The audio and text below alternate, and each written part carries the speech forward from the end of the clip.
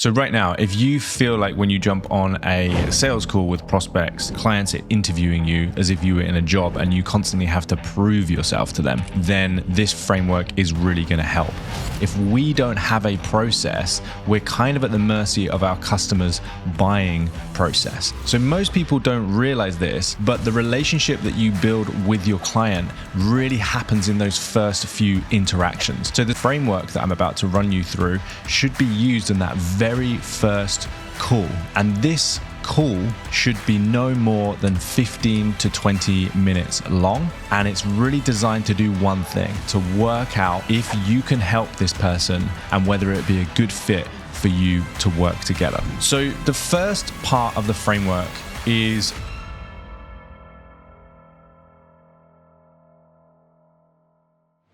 So right now, if you feel like when you jump on a sales call with prospects, some of these things are happening to you, then this framework is really going to help. It can easily feel like clients are interviewing you as if you were in a job and you constantly have to prove yourself to them.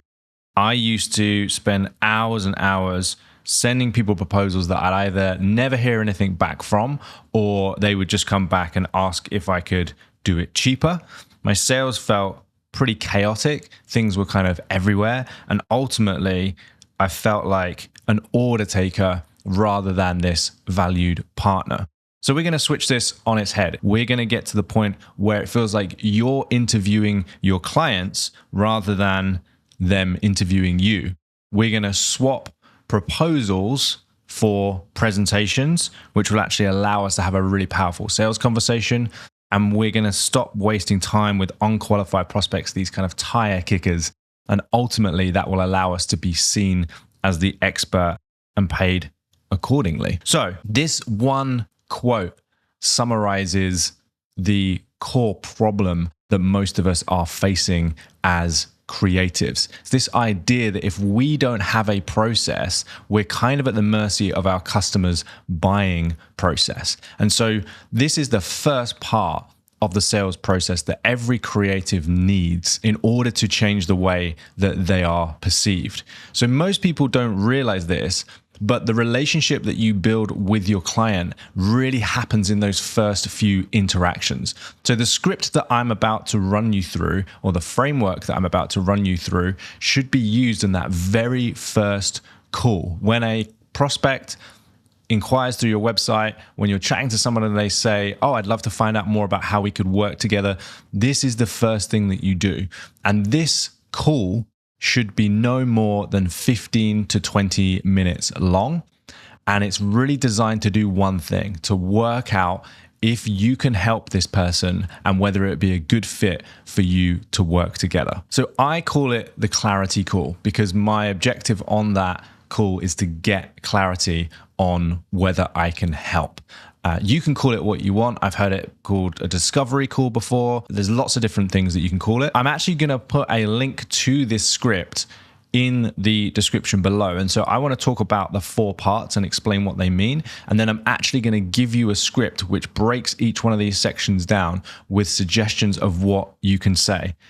Now, I know a lot of people are adverse to the idea of scripts because it feels a little bit robotic and a little bit canned. And I know as creatives, we want our sales process to feel organic and natural and flowing. So this is more of a framework, and the things on the framework are kind of suggestions of what you can say. But it's important that you then mold it to sound like you.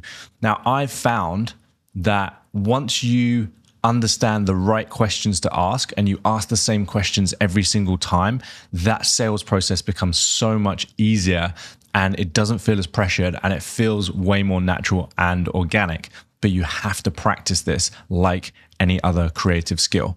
So let's get into the 4-part framework. So the first part of the framework is around controlling the frame. And what I mean by that is we want to tell people what is going to happen and how the call is going to run. And in my experience, whoever sets that frame controls the conversation.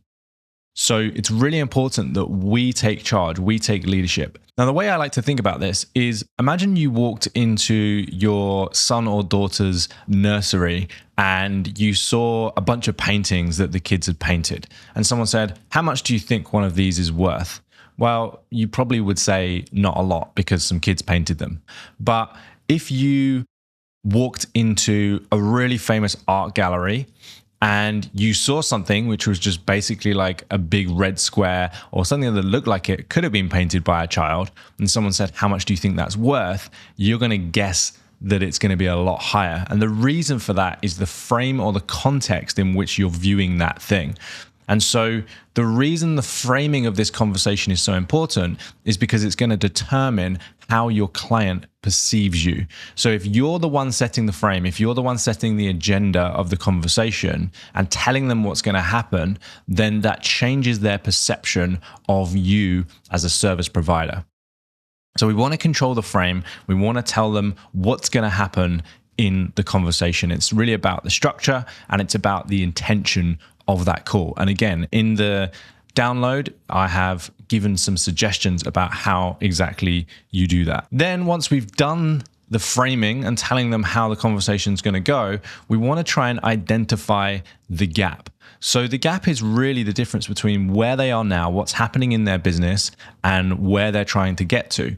And so the bigger this gap is, the more potential value there is for us to add. The bigger the size of the problem, the more value we can bring to this potential client. So one of the things I found is that if you actually bring some research, some information to that conversation, then that really puts the client at ease. And again, it reinforces this idea of you leading the relationship, you being a partner rather than just a worker. So for example, you might say, so what I know about your company is that you work in the tech space and these are the kind of clients you work with. Your team is 50 people. You are based here or you have offices here. What have I missed? What else is relevant for me to know about your current situation? So it just shows that you've actually taken some time to research them and actually learn a little bit about their company. And then you're going to ask them questions that you need to know about their current situation to figure out if you can help. Then once you've established, for example, if you're doing branding, you might ask them, okay, like when was the last time you did a rebrand, or did you design the logo yourself, or how did you come up with these colors, or things that you kind of need to know in order to figure out if they're a good fit and they can help. Then we're going to talk about their goals. And this is really important. A lot of people miss this out because they talk about their goals in relation to the thing that they offer. So they say, what are your goals with branding? Well, most people don't know that necessarily. And also it really limits the frame of the conversation. Whereas if we go broader and we say, what are your general business goals, or what are your goals within marketing, let's say, then we can really open up that conversation to figure out what this person wants.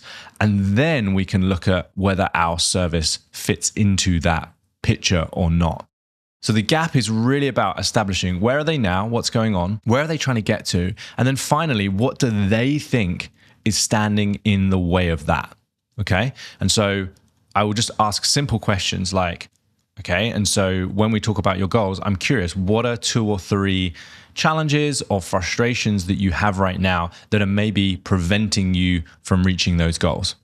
And then I'm going to start uncovering some of these challenges. And again, we don't want to go super deep because remember, this conversation is really 15 to 20 minutes long maximum. Once we've identified the gap, we then want to test the time frame. And again, this is really important. If you want to avoid wasting time sending proposals and talking to people who aren't really that ready, we want to test the time frame. And this is really about the sense of urgency that this person has in order to fix this problem. So the first thing we've got to decide as creative partners is A, can I see a problem there that is worth fixing or that I can fix? Right? So once we've done that gap analysis, we want to ask ourselves, okay, is there a problem here that I can see, that I can help with, or I can fix? And if the answer is yes, the next logical question is, how urgent is this? So this is how I test the time frame. And I say, okay, cool. So on a scale of 1 to 10, how important is it for you that we fix these problems, or you fix these problems, or get these problems fixed in, say, the next 30 to 60 days? Or have you thought about a time frame for this in your world? Do you know like when you want to get to these goals by? Right? So we're really trying to test the level of urgency and commitment. And we don't want to move on to the next step If someone's like, oh, it would be nice if within the next couple of years we figured this out and we're not really in a rush, it's like, okay, great. We should probably have a conversation again when this feels like an urgent need for you, or when this feels like something that you're really serious about committing some time, money, and energy to fixing, right? The final part is we want to guide the next step. So if you've done the framing correctly, then it's really easy to guide the next step. One of the things that I say in the frame, and one of the things that you'll see in the script, in the workbook download, is just, hey, my intention today is to figure out if we can help. If we can help, then we'll book in some more time to talk about exactly how. If we can't, then hopefully at least I can make some recommendations, or I can refer you to somebody that might be a better fit.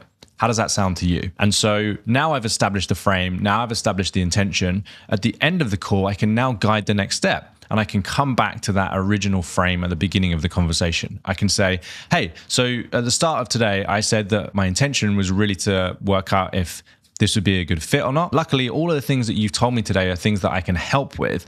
So in terms of the next step, what I'd love to do is to schedule a longer call with you and anybody else that needs to be here in order to kind of make a decision about this project.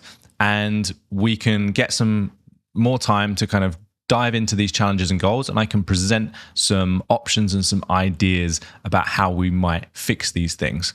How does that sound to you? Right? So we really want to guide and we really want to lead the conversation. One of the mistakes I see a lot of people making, and I used to do this myself all the time, is you'd say, I think we can help. And the prospect would say, great, can you send me over a proposal?